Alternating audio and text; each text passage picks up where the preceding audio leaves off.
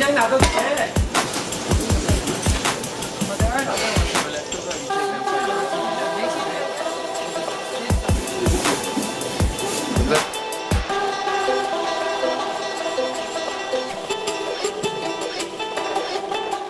Je trouve quand même qu'au niveau de tout ce qui est conservation, fermentation et tout ça, les Coréens ils sont passionnants. C'était un des enjeux de, de la sécurité alimentaire, c'est-à-dire on gaspille un tiers de nos ressources. Comment on peut éviter ça, quoi? Comment on peut les conserver? Il y a des méthodes de conservation, typiquement le poisson, là on augmente à mon avis la survie du produit de, je dirais bien 3 mois, si ce n'est plus. On transforme le goût, on arrive à avoir quelque chose qui est tout aussi intéressant, voire parfois meilleur que le produit original. Donc la fermentation, lactofermentation, etc. C'est des techniques que j'essaierai de vous montrer au cours de notre voyage qui peuvent vraiment nous servir à gaspiller moins et à continuer à créer dans l'assiette. Donc ça pourrait être une des solutions aussi. Commencer, c'est super facile à faire, commencer à fermenter chez soi et conserver plus longtemps ses aliments. Acheter un peu plus, mais investir dans le temps.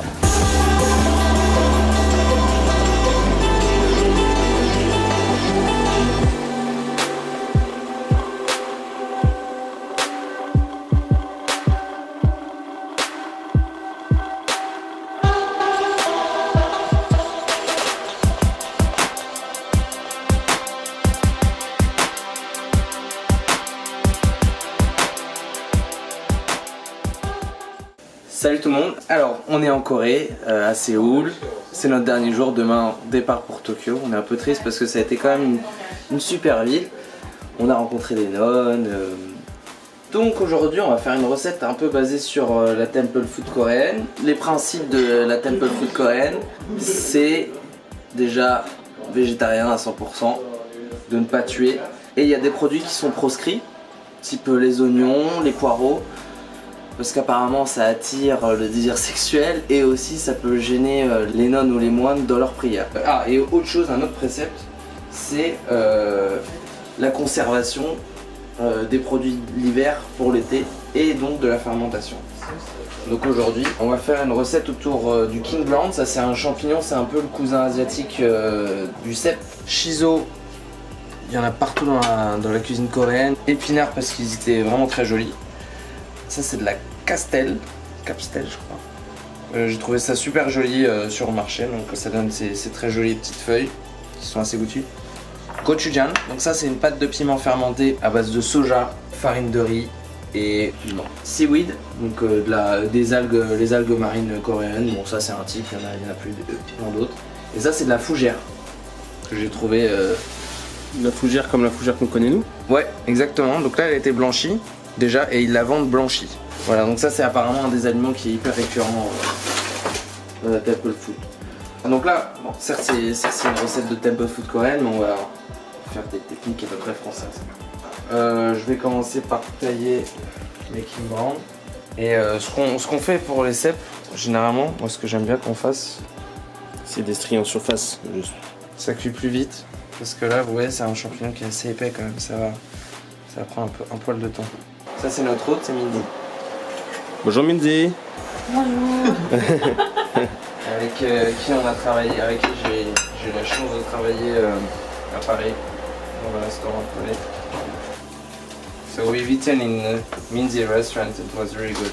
Well, maybe you can tell us more about your... Tell us and Ben will make the subtitles. Yeah.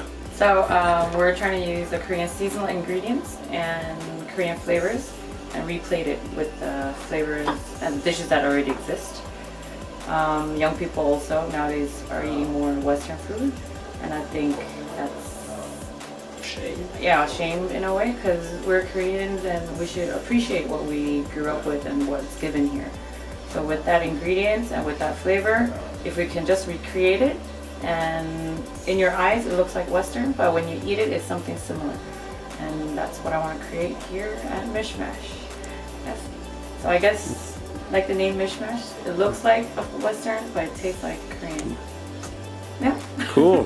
Si vous allez en Corée, plus précisément, dans le côté d'Itaewon, courez chez chez Mishmash, c'est vraiment une très bonne table. Voilà. Elle est de bonne facture.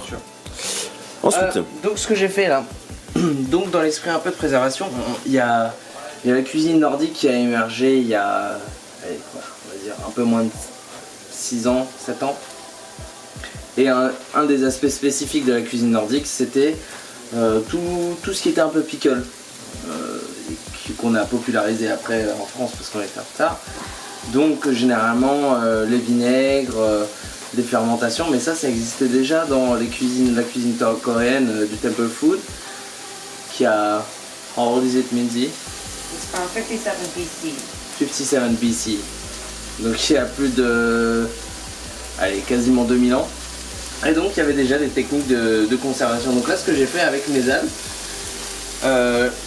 la maraîchère recommandait de les blanchir. Moi je les ai directement passés dans un vinaigre en fait.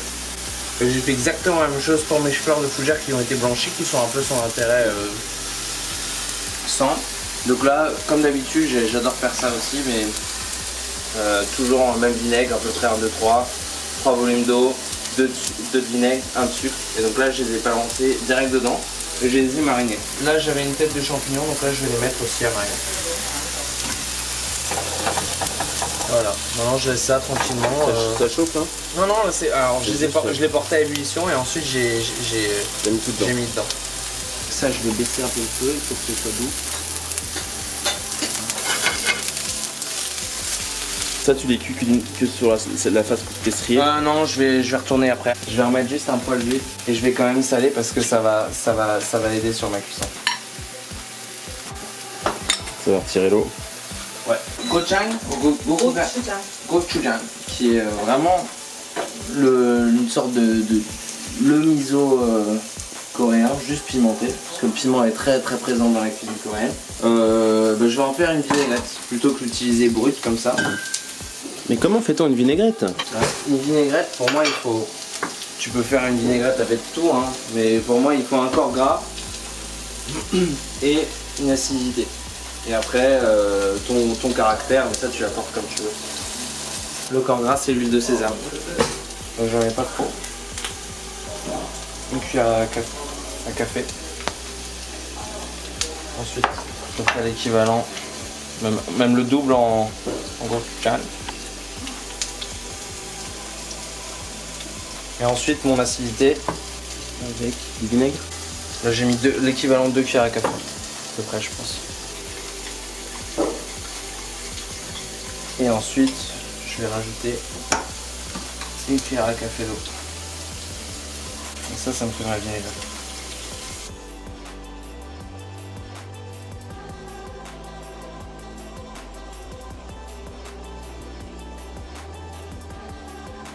Voilà, donc là, je les ai retirés de mon vinaigre. Et après, on a quasiment fini. Voilà, c'est ça qu'on veut. C'est cette couleur-là. Je les retire pour finir ma cuisson. T'as vu? Est-ce que t'as vu à quel point ils se sont recroquevillés aussi? Ouais. C'est sous le coup de la chaleur ça? Ouais. Les épinards. La Temple Food, comme c'est des nonnes qui cuisinent pour les autres nonnes, je pense que c'est pas une cuisine. C'est une cuisine qui est simple et honnête et il n'y a pas trop de transformation. Ensuite, après, ce que je vais faire une sorte de salade. Donc là, en fait, il n'y a pas de viande, il n'y a rien, mais pour rehausser des légumes, généralement, il faut un peu ce qu'on recherche, c'est le côté umami et l'acidité pour rehausser le caractère de ton légume. Donc là, j'ai choisi ce champignon-là parce que pour son aspect un peu, comme ils disent, meaty en anglais, un peu viandard en quelque sorte. Donc voilà, c'est ce que je fais donc avec la caramélisation et la réaction de Maillard, qui est la coloration. Et du coup, je peux donner ce côté sucré, carrément grillé que peut avoir une viande à un champignon, à du végétal. Et j'aime bien les épinards parce qu'on peut faire aussi quasiment la même chose. Il y a une caramélisation. Voilà, ça caramélise. Et donc ça donne, surtout sur des feuilles assez fines, ça donne un vrai goût de grillé. Et j'aime beaucoup.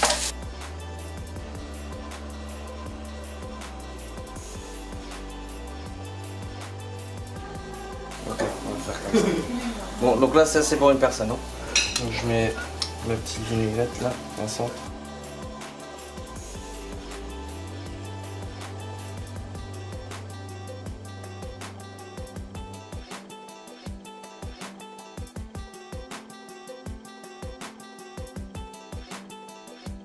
La fraîcheur.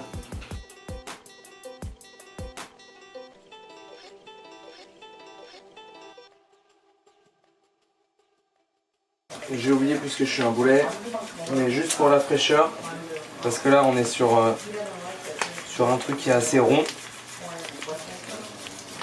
Il faut une herbe ou quelque chose si on voit un peu. Donc là, Donc c'est quoi que tu ajoutes? là c'est du shiso, pour le rappel à la cuisine coréenne. Voilà. Terminé, bonsoir. Tu rajoutes de la pierre et une feuille. Pierre, feuille, shiso. De l'amour, surtout de l'amour. Benjamin, qu'est-ce que t'en as pensé de Séoul? Séoul, c'est ouf. C'est ouf. J'ai une de ces dates. We went there with our two hosts. Bah, je peux repasser en français.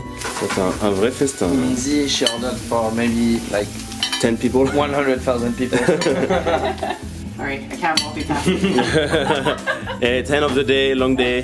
Ah Ben, j'ai fait tomber. Oui, bah j'ai vu. Bah, tu vas le mettre dans. Tu vas le reposer. Attends. Je t'ai demandé si t'allais utiliser ce truc. Non, je voulais juste de l'huile. 여기가 저 여기가 야, 그러니까 얘는